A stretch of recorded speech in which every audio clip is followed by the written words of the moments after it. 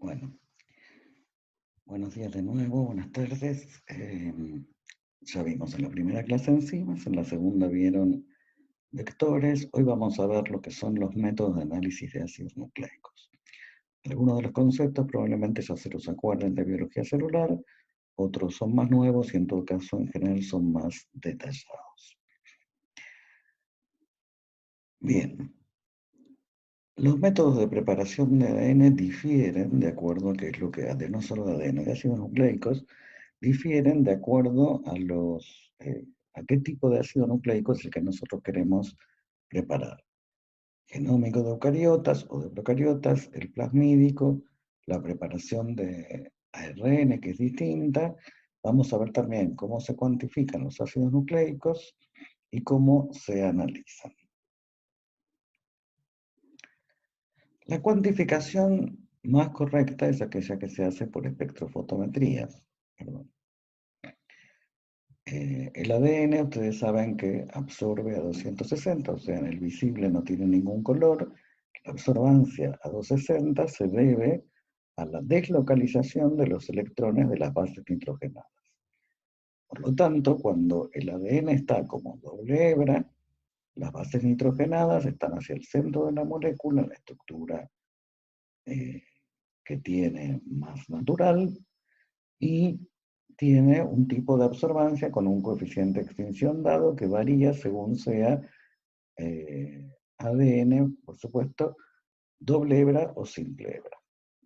Cuando ese ADN se desnaturaliza, recuerden que al calentar el ADN en un tubo, al desnaturalizarlo, esa absorbancia 260 aumenta al menos una vez, entre una vez, 5 y 2, porque las bases nitrogenadas se exponen mucho más a la solución y entonces la absorbancia aumenta. O sea que para una misma concentración de ADN podemos tener dos medidas de absorbancia muy distintas, una cuando es eh, doble hebra y otra cuando es simple hebra.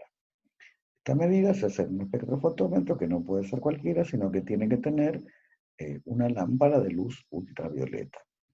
O también en un equipo tipo nanodrop que permite medir solo en una gotita en lugar de tener una cubeta, que es lo que requiere un espectrofotómetro, y esa cubeta tiene que ser de cuarzo, no puede ser de las cubetas descartables, porque las cubetas descartables son de plástico que absorben en el UV. Y si absorben en el UV, la medida que van a tomar es falsa. Cuando van a tomar una medida de la concentración de ADN, es fundamental que ésta esté aproximadamente entre 0,1 y 1. Porque si es mucho menor, el error es muy grande, y si es mucho mayor, también es grande, porque ya se satura la medida que uno puede hacer. Si la medida está entre 0,1 y 1 de absorbancia, la ecuación que se aplica es que 50 microgramos por mililitro de ADN absorben 1. ¿Sí? De ahí pueden hacer todas las reglas de 3 simple que quieran para calcular la concentración de una solución incógnita de ADN. Por otro lado, hay una medida que también se hace con el espectrofotómetro, que es la proporción o la relación que tiene la absorbancia a 260 de una solución de ácido nucleico con respecto a lo que absorbe esa misma solución a 280 nanómetros. A 280 absorben también las proteínas. Entonces, cuando el ADN está puro y no tiene proteínas contaminantes, la relación entre la absorción a 260 nanómetros y a 280 tiene que estar entre 1,7 y 2. Cuanto más cerca de 2, mejor. Y eso se mide en un buffer ligeramente alcalino de pH 7,5.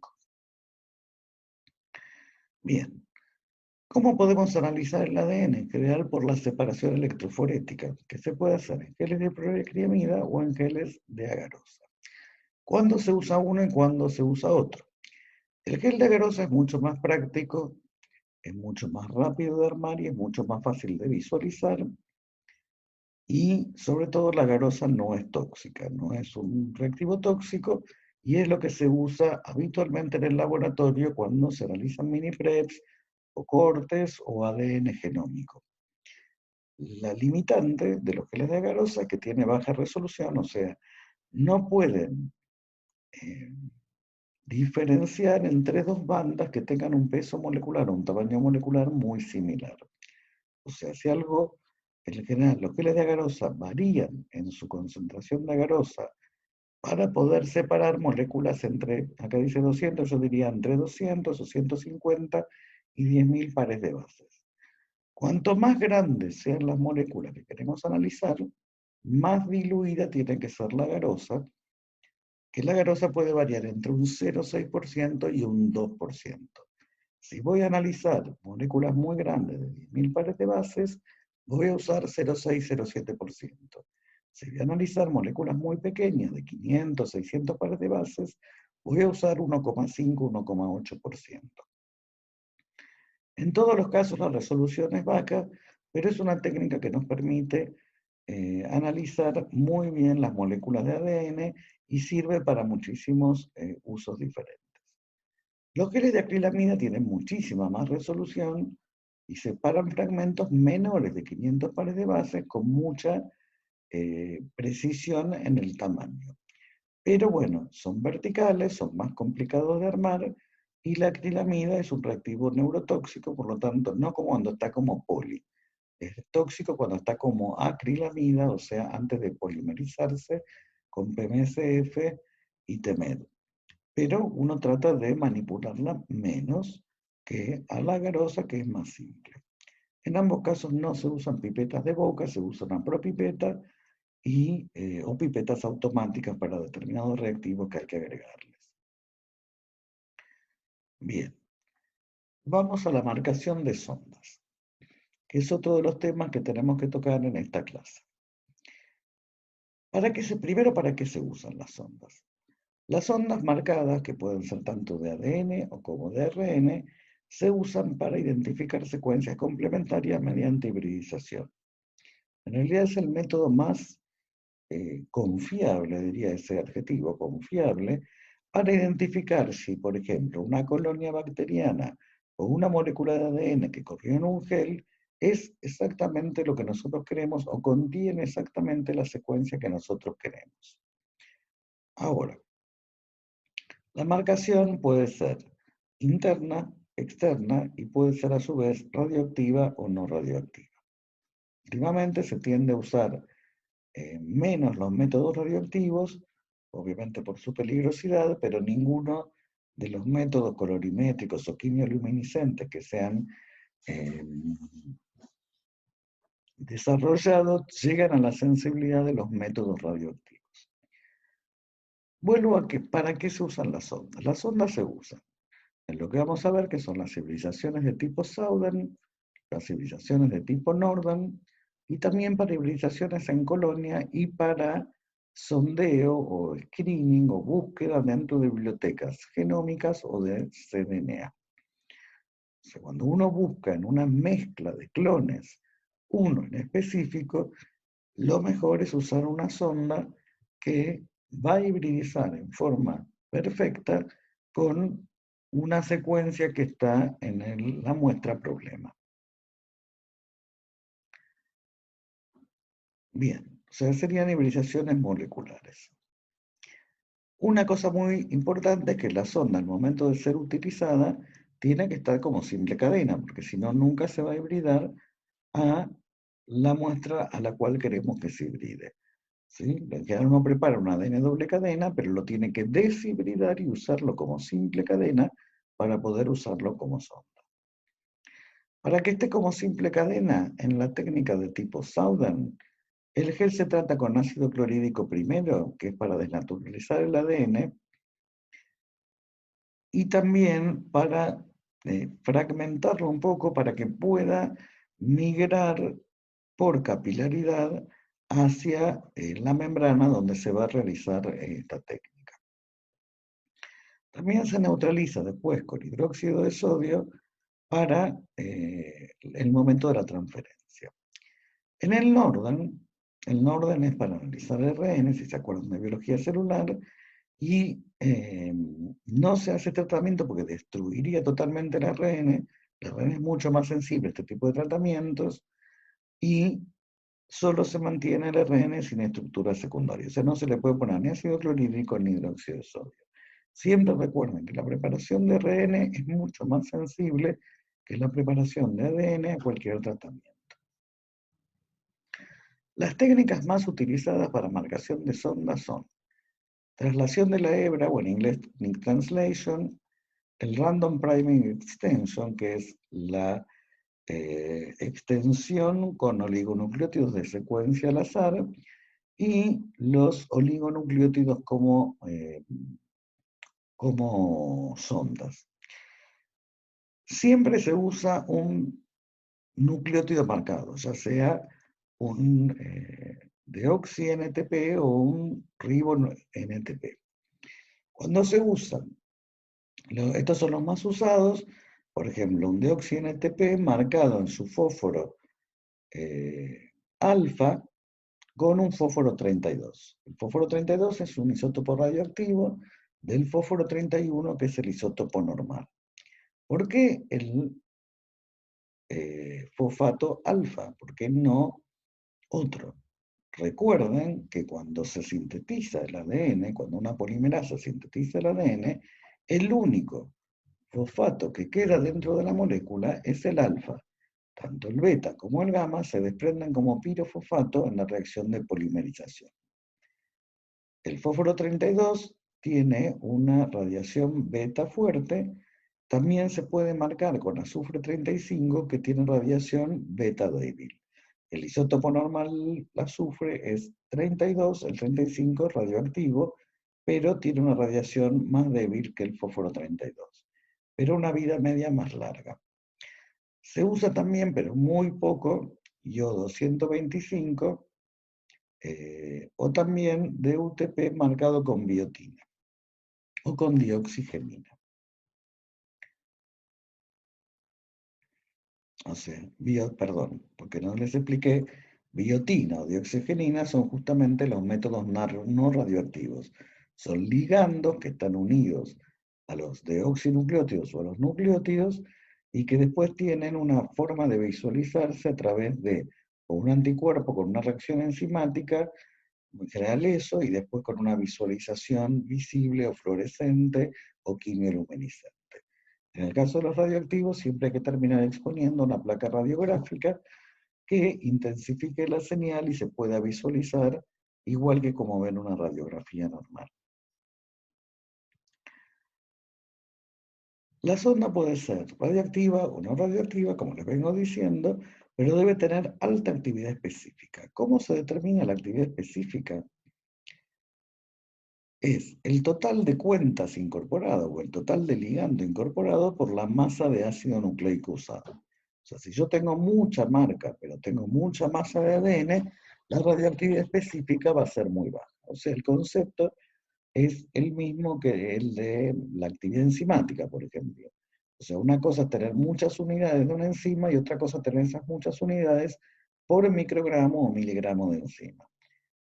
Si ustedes tienen mucho ADN frío, lo que quiere decir es que el ADN marcado, o sea, con radioactivo, está muy diluido y la sonda no va a ser eficiente. Para hacer Nick Translation se necesitan dos enzimas, la DNasa-1 y la DNA polimerasa 1. Se utiliza ADN doble cadena, que obviamente se desnaturaliza, se introduce un nick, perdón, en este caso no se desnaturaliza, se introduce un nick al azar en una de las cadenas. Esto se hace con la DNasa 1, que remueve los DNTP del extremo 5' y el nick se va trasladando y se separa el marcado del resto por precipitación entre etanol o columnas de cepa DEX. Esto les va a parecer chino, pero no es tan chino, en realidad es la utilización de las enzimas que conocemos, de los procesos de replicación y de reparación utilizada para marcar sondas. Sí. Lo que sí les voy a explicar es la precipitación con etanol, que se usa para concentrar el ADN. Eso se usa tanto en las mini prep como en la preparación de ADN genómico, como en la preparación de ADN plasmídico. Cuando se termina de preparar el ADN, siempre queda en una concentración muy diluida. Entonces siempre es necesario agregar cationes monovalentes de sodio o de potasio y alcohol a una concentración final del 75 del 80%. Los cationes monovalentes lo que hacen es neutralizar las cargas negativas de los fosfatos del ADN, desestabilizando la estructura de doble hebra súper enrollado. Y el alcohol deshidrata a la molécula de ADN haciendo que ésta precipite y deje de ser soluble en agua. Para poder solubilizarlo una vez precipitado, primero se lava con etanol de nuevo al 80%, porque es necesario que la parte de agua que tiene el etanol al 80% diluya la sal que está precipitada con el ADN. Si no hacemos esto, la sal va a quedar embutida dentro de la molécula de ADN y va a molestar en cualquier reacción enzimática que queramos hacer a posteriori. Luego de ese lavado con etanol al 80%, y esto es válido para ADN genómico, ADN plasmídico, ADN simple hebra y ARN, se seca el etanol que puede haber quedado simplemente por evaporación en el aire y luego se resuspende en agua. Si el ADN está limpio o el ARN está limpio, es absolutamente soluble en agua. Bien, vamos a mirar en este esquema cómo es el mecanismo de traslación de la hebra o Nick Translation, ¿sí? Acá tienen la hebra de ADN que van a marcar. Es un segmento del de ADN que van a usar como sonda y que supuestamente es complementario a una secuencia que ustedes quieren buscar en una mezcla compleja de muchas secuencias. Con la DNasa1 generan un NIC, ¿sí? Cuando la polimerasa con ese NIC vuelve a polimerizar 5'3', ya lo ven de nuevo, y entonces incorpora en esta nueva síntesis alguno de estos 4 deoxinucleótidos radioactivos. Si uno de estos 4 está radioactivo, una de estas hebras, en este caso la que es marcada como líder, va a estar marcada radioactivamente. O con lo que hayan decidido marcar, puede ser que no sea radioactivo, que alguno de estos deoxinucleótidos tenga un ligando que después van a revelar por otro tipo de reacción. Actualmente se usa mucho más esta otra, que es el random priming o la marcación con oligonucleótidos de secuencia al azar. ¿Qué se utiliza? Se utilizan hexanucleótidos sintéticos, que son la mezcla de todos los oligonucleótidos posibles, de todas las secuencias posibles, de un largo de 6. O sea, en la síntesis se pone A, C, G o T para la primera, para unirse nuevamente con A, C, G o T. Y de esa forma se hacen 6 uniones en forma química, porque esto se hace por síntesis química, y termina dando una mezcla de nucleótidos que es 4 a la sexta. O sea, hay 4 a la sexta secuencias diferentes en el tubo. Esas secuencias, esos hexanucleótidos de secuencia al azar, van a ser capaces de unirse a cualquier secuencia posible, porque tienen todas las secuencias posibles. Se desnaturaliza el ADN para que quede simple cadena, se hibrida con estos hexanucleótidos de secuencia al azar y se usa una enzima que no tenga actividad 5'3' exonucleasa para que no degrade el primer. En general, el fragmento cleno. Se generan cadenas complementarias y se separa el ADN marcado del resto por precipitación con etanol o columna de Cefadex. No les expliqué la columna de Cefadex, en realidad se llama método de Penevsky, y es un método en el cual en una jeringuita de 2,5 mililitros se pone una tapita de papel Whatman para que no escurra el Cefadex y se pone Cefadex 50G. hasta que eso se seca. Cuando se seca, se centrifuga en una centrífuga normal de mesa y queda una columna de Cefadex en el centro de la jeringa. Sobre esa columna, justo arriba, se siembra la mezcla que tiene el deoxinucleotido que no se incorporó a la reacción, tiene el ADN marcado y tiene el ADN sin marcar. Cuando se vuelve a centrifugar al mismo tiempo y a la misma velocidad en la misma centrífuga, pasa de largo el ADN marcado y el ADN sin marcar y se retienen en la columna las moléculas de menor tamaño, en este caso el deoxinucleótido marcado no incorporado. Entonces, de esta forma queda una sonda doble hebra que va a haber que desnaturalizar antes de usar, marcada y separada del deoxinucleótido que no se incorporó. En esta diapositiva tienen el esquema, que es, acá tienen la doble hebra, acá tienen los oligonucleótidos de secuencia al azar, y con la enzima Klenow y los 4 deoxinucleótidos, de los cuales uno tiene que estar marcado, van a sintetizar, o sea, van a duplicar ese ADN. Siempre, obviamente, en sentido 5', 3'. Con lo cual, ambas hebras les van a quedar marcadas. Bien. Acá tienen algunos detalles técnicos que tampoco es para saberlos de memoria, pero para que tengan una idea. Cuando uno usa el Nick Translation necesita de 50 a 500 nanogramos de ADN, en el caso de Random Primer de 25 a 250 nanogramos.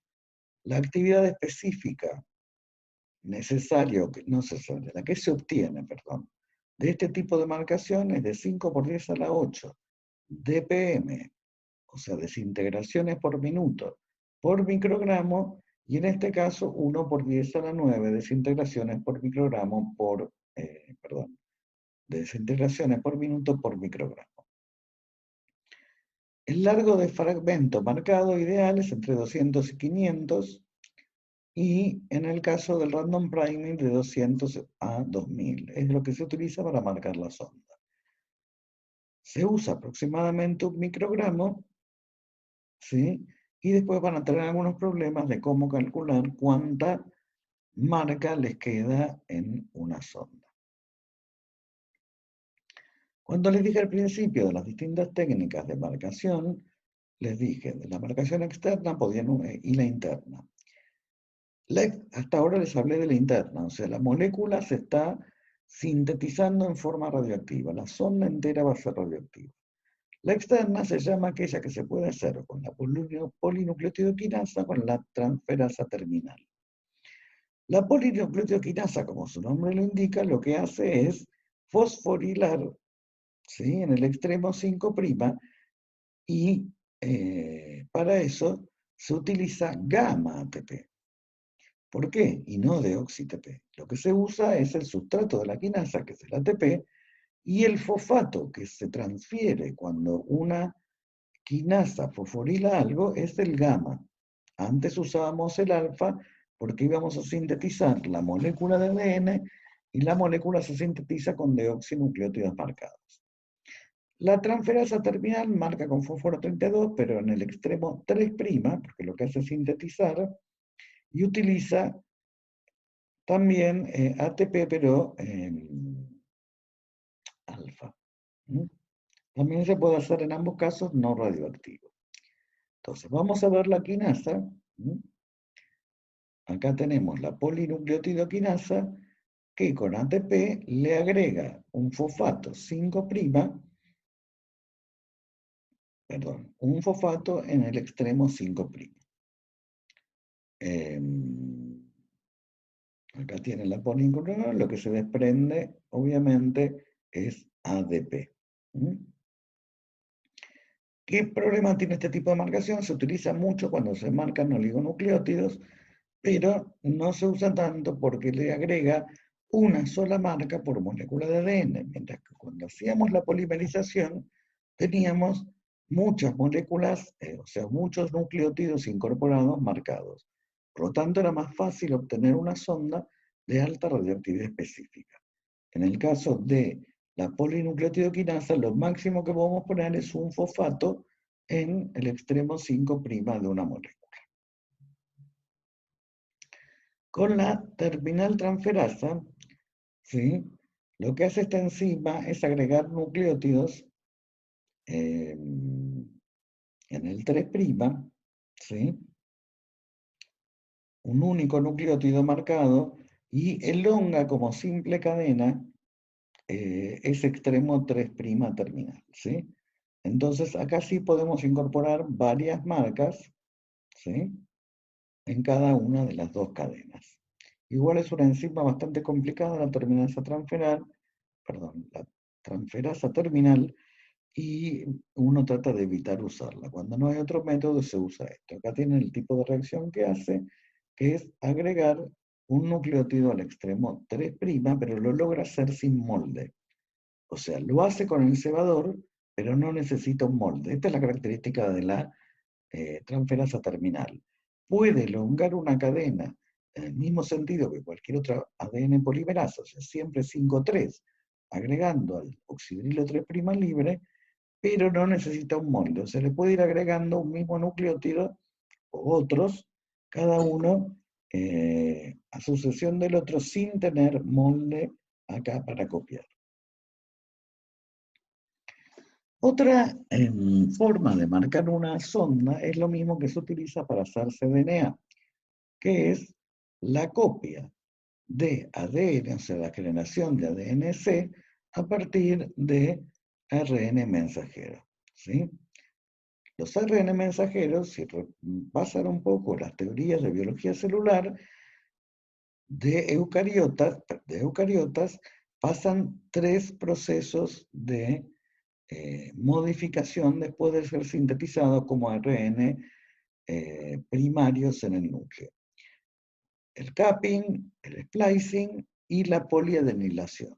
¿Qué es la poliadenilación? El agregado de una cola de poli-A en el extremo 3'.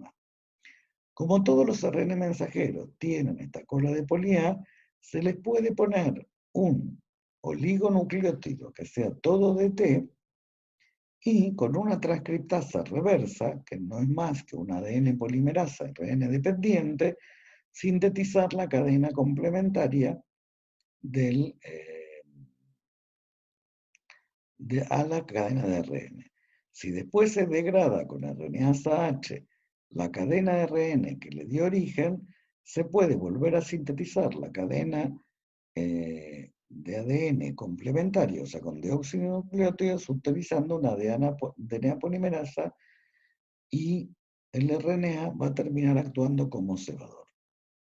De esta forma se obtiene el ADN copia de una molécula de ARN. Piensen que esta molécula no existe en la naturaleza. Es una molécula que representa a un gen casi procariota que representa a un gen eucariota. O sea, acá ya no están más ni los intrones ni el capping, sino que es una copia del ARN mensajero que se puede clonar dentro de un vector procariota y ser producido por una bacteria. Otro esquema de lo mismo, porque es prácticamente lo mismo. Acá tienen la cola de poli-A, el oligo de T, se usa la transcriptasa reversa de origen viral, ¿sí? Ahí tienen el ADN que hace un loop, ¿sí? Y ese de loop después es roto por la nucleasa S1, pero sirve de iniciador para generar la cadena complementaria y generar este DNA doble hebra representativo de un RNA mensajero eucariota.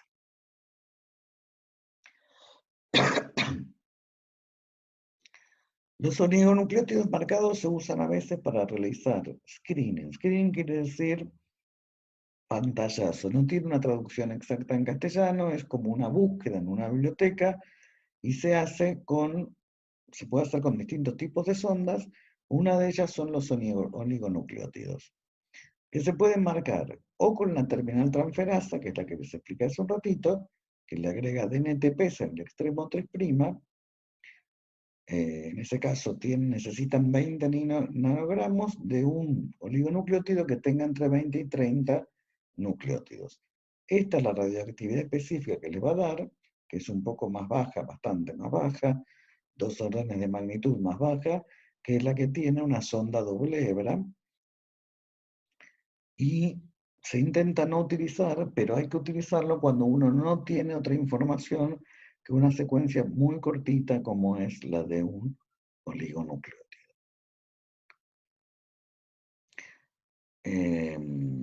La T3 y la T7 RNA polimerasas, que también son de origen viral, se usan para hacer sondas de ARN. O sea, puedo hacer una sonda de ARN sintetizando un ARN a partir de un ADN. Requiero entonces de un promotor compatible. Estas cosas se hacen adentro de un plásmido. O sea, el plásmido tiene que tener un promotor reconocido por alguna de estas enzimas ARN polimerasas y tiene que ser linearizado antes de hacer la transcripción. Si no lo linearizan, sigue dando vueltas la transcriptasa generando una sonda que representa todo el plásmido. Las sondas ARN sí se utilizan mucho, se llaman ribosondas. En general, el ribonucleótido marcado es el UTP y son muy específicas. Tienen la gran ventaja de que se sintetizan directamente como simple hebra y se van a hibridar con mucha eficiencia tanto ARN como ADN. Se usan mucho para hibridizaciones in situ y también para hibridizaciones de DNA en geles de tipo Southern o Northern. Entonces, ¿cuáles son los métodos de análisis de ácido nucleico que requieren sondas? Ya se los nombré, pero volvemos a hacerlo un poquito hincapié. Tenemos la transferencia de tipo Southern, la transferencia de tipo Northern y el dot plot. El Southern es exclusivo, se llama así por el señor Southern, que fue el primero que lo descubrió. Se refiere, este es el apellido del inventor, y es para analizar ADN. El Northern simplemente por homología con Southern, pero no es que haya otro señor Northern, es para análisis de ARN. Y el dot plot se puede usar para cualquiera de las dos cosas, y lo que tiene de particular es que no se hace una electroforesis previa. Tanto el Southern como el Northern requieren una electroforesis previa. Entonces, acá está el esquema general de lo que es un Southern blot. Primero tenemos el ADN, que podemos cortarlo o tenerlo en distintas, una mini prep, que es lo que tengamos. Tenemos que preparar un recipiente que donde se va a hacer la transferencia. Tengo una diapositiva posterior donde la van a ver mejor. En principio es que esto que está en el gel se va a transferir a una capa de nitrocelulosa o una membrana de nylon para poder ser hibridado, porque el gel no lo puedo manipular para ser hibridado.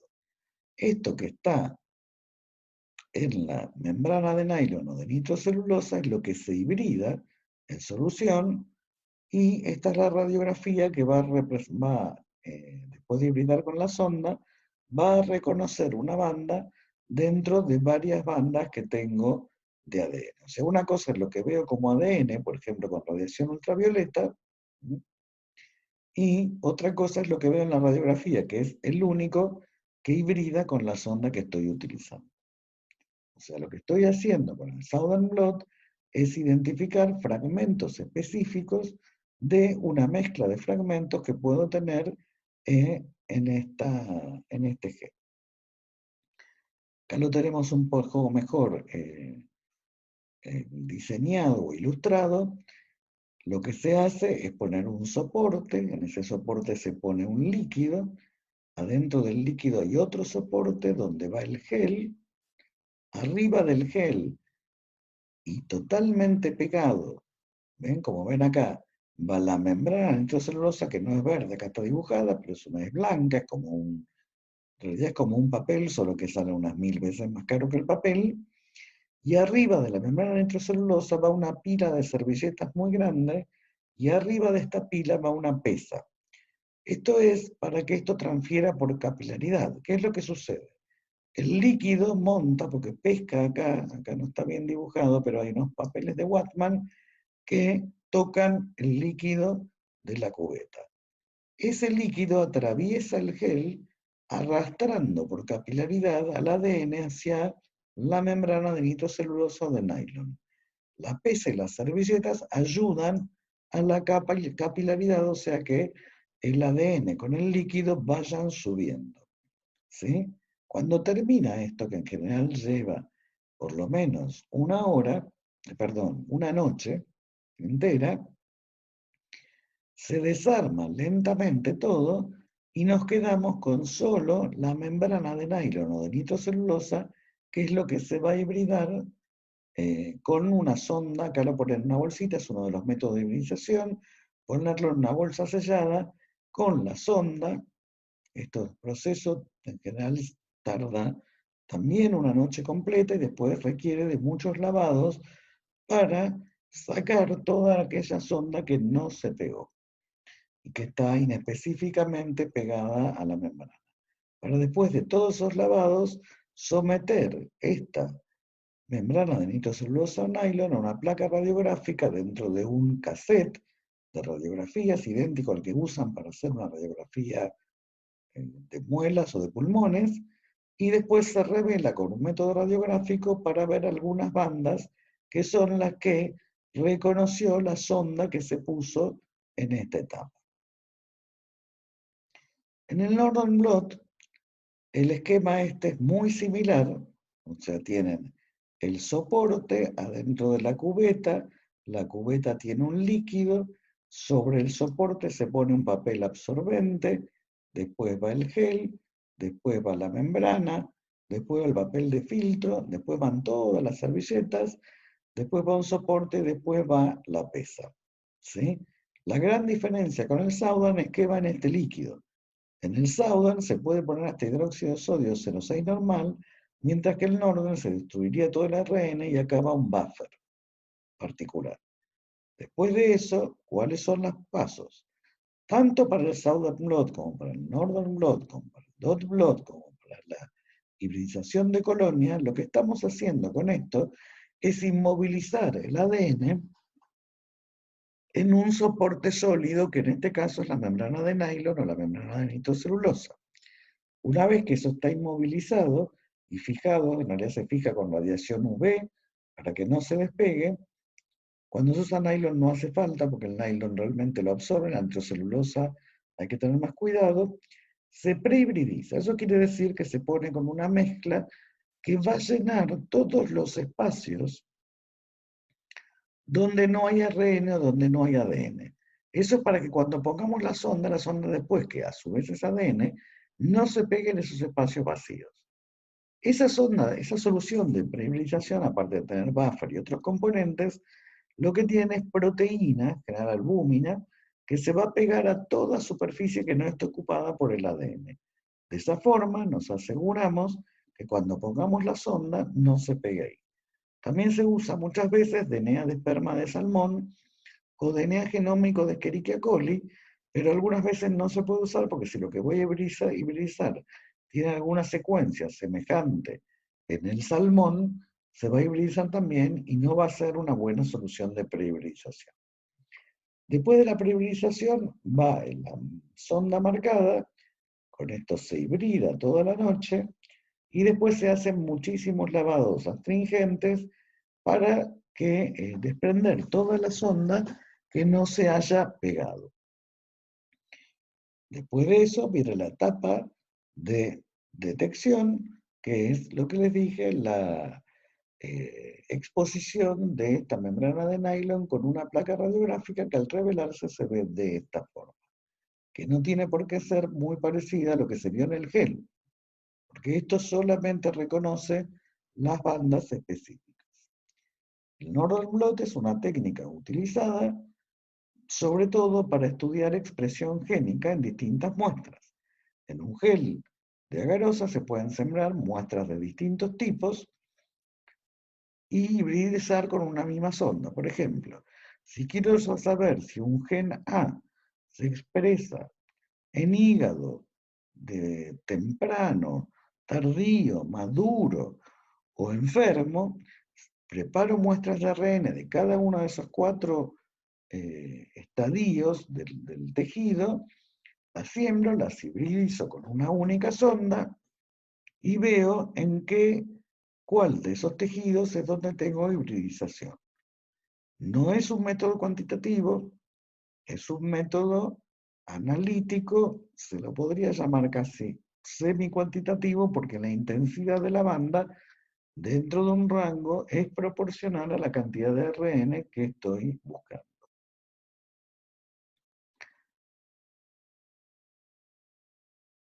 Bueno, acá son varios factores que afectan la velocidad y especificidad de hibridización, que son la longitud del ácido nucleico, la composición de base que tiene, la fuerza iónica, la viscosidad, la temperatura, la presencia de agentes desnaturalizantes y el pH. Todas esas cosas hay que tenerlas en cuenta cuando se va a hacer una hibridización de tipo Southern o de tipo Northern.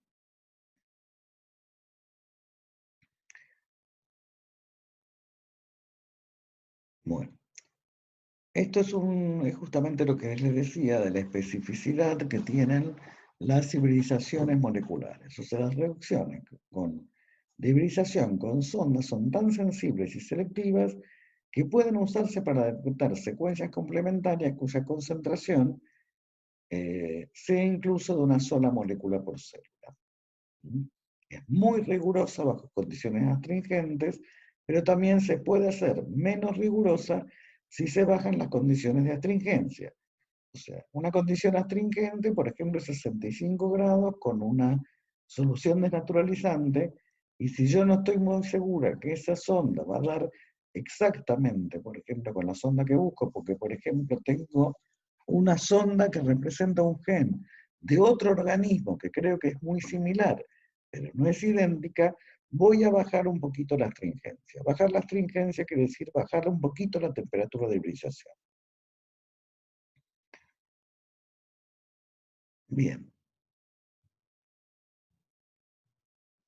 esto es simplemente para recordarles qué es lo que pasa cuando se hibrida una sonda. Yo puedo tener una sonda doble hebra, subo mucho la temperatura o subo el pH, me va a quedar simple hebra, y si enfrío lentamente, o sea, no lo llevo de nuevo, voy a poder hibridar, por ejemplo, con otra molécula que esté en el filtro. También, obviamente, se va a hibridar con su hebra complementaria, o sea, siempre va a haber una competencia entre la hebra complementaria que está en la solución y la que está en el filtro.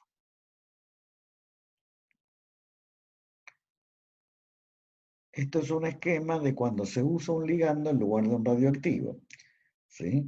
Si la sonda está marcada con un nucleótido marcado con dioxigenina, ¿sí?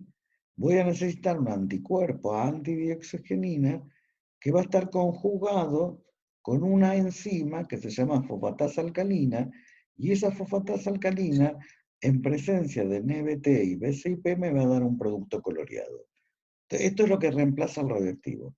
En lugar de usar un ribonucleótido o un desoxinucleótido marcado radioactivo en su fósforo o en su azufre, uso uno que tiene un ligando. Este ligando, que acá está dibujado como rojo, es un adicional. La polimerasa lo toma, pero lo toma con menos eficiencia que el deoxinucleótido, porque también se da cuenta de alguna forma que viene con un agregado, un invitado que no está invitado. Pero bueno, funciona. Entonces, esta sonda es lo que se hibrida. Todo esto viene después de la hibridación. Una vez que se hibridó todo, se lavó en condiciones astringentes, después se revela, el revelado, en lugar de ser una placa radiográfica, es una incubación con el anticuerpo que tiene la enzima, eh, la enzima conjugada, van varios lavados, ¿sí? Y luego de eso va la reacción con estos dos sustratos que termina dando un producto coloreado que se puede ver sobre la membrana.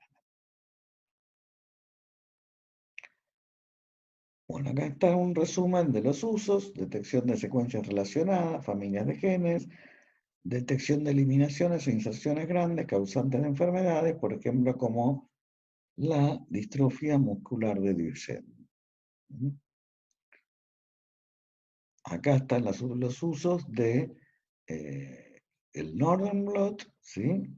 Un esquema de lo que le va a dar, o el Slot Blot en este caso, y es para analizar fragmentos de ADN a partir de distintas extracciones. Normalmente se utiliza para comparar distintas muestras, o sea, cuánto es la expresión de un gen o cuánto RNA de ese gen representado hay en distintas muestras que queremos analizar. O simplemente para ver si está o no está expresado ese gen en una muestra dada. Las ondas que se utilizan son de tamaño intermedio y, como les dije, sirve para estudiar expresión génica. Si bien esta técnica ha caído un poco, porque se usa mucho ahora reacción en cadena de la polimerasa por tiempo real, en tiempo real, perdón, todavía tiene usos muy importantes. Por ejemplo, para la medición o para ver cómo se expresan los microRNs, que no se pueden ver o es muy ineficiente verlos por real time o PCR en tiempo real, que es algo que van a ver dentro de algunas clases. Tengan en cuenta que tanto la PCR en tiempo real como el Northern son técnicas a utilizar para estudiar expresión génica. Y si tengo que compararlas, tendríamos que esperar a que vean la técnica de PCR en tiempo real, pero les diría que el Northern no es cuantitativo, se puede usar sin tener un equipo tan costoso como es el necesario para la PCR en tiempo real. De hecho, son los equipos que ahora se están usando para la detección del coronavirus, que es PCR en tiempo real, y como habrán visto, no es que haya muchísimos en el país, hay, pero no hay muchísimos, son equipos que rondan los $30.000 de costo. Entonces el Northern siempre es una técnica alternativa que se puede utilizar sin tener este equipo tan costoso. La desventaja mayor del Northern no es esa, sino que se puede estudiar una sonda a la vez, mientras que con la PCR en tiempo real se pueden estudiar distintos genes a la vez. Podemos rediscutir esto cuando hayan visto PCR en tiempo real, por ahí en una consulta, porque si no, no lo van a terminar de entender. ¿Cuáles son las diferencias entre las dos técnicas que sirven para un mismo uso, que es el estudio de la expresión génica? Acá tienen un cuadro comparativo entre lo que es la técnica de Southern, la técnica de Northern, en la cantidad de pasos. Por ejemplo, en el Southern se cortan los fragmentos, como les dije, para que puedan transferirse bien por capilaridad, porque si no, si son muy grandes, les cuesta mucho subir por capilaridad, mientras que en el Northern no. También hay que desnaturalizar continuamente el DNA con álcali para que no se hibride consigo mismo, si no, no se va a hibridar con la sonda, algo que no es necesario para nada. En el Northern se transfieren las moléculas por capilaridad en ambos casos, y en ambos casos se puede hibridar con sondas doble o simple. Bien, voy a hacer un alto en esta parte de la clase